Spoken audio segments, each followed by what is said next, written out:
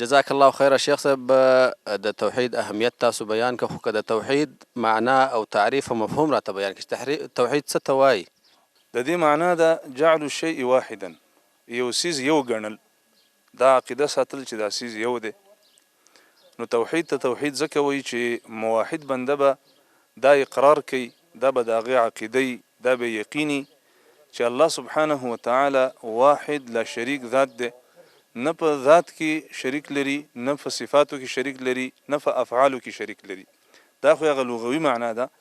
او په اصطلاح کې د توحید مفهوم هغه دا دی چې الله سبحانه وتعالی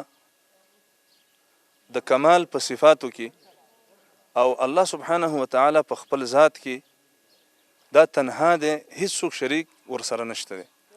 او که لږ مزید وضاحت وکړو، توحید دې ته وایي چې کوم د عبادت انواع دي دا ټول د الله سبحانه وتعالی دپاره خاص دي. د دې مثال لکه مونځ دا عبادت دی، سجده کول دا عبادت دی، نظر منل دا عبادت دی، قربانی کول، ذبح کول دا عبادت دی، د چانه مدد غوښتل، استغاثه کول، فریاد کول دا عبادت دی، د چانه دعا غوښتل دا عبادت دی.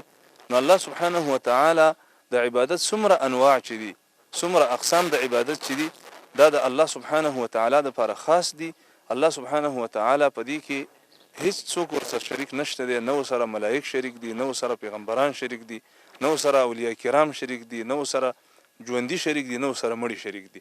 څنګه چې الله سبحانه وتعالی دا نظام پیدا کړی دی او د نظام په پیدایش کې د الله سره هیڅوک شریک نشته دی، نو دغه شان په عبادت کې هم الله سبحانه وتعالی یوازې دی، تنها دی او شریک نه لري.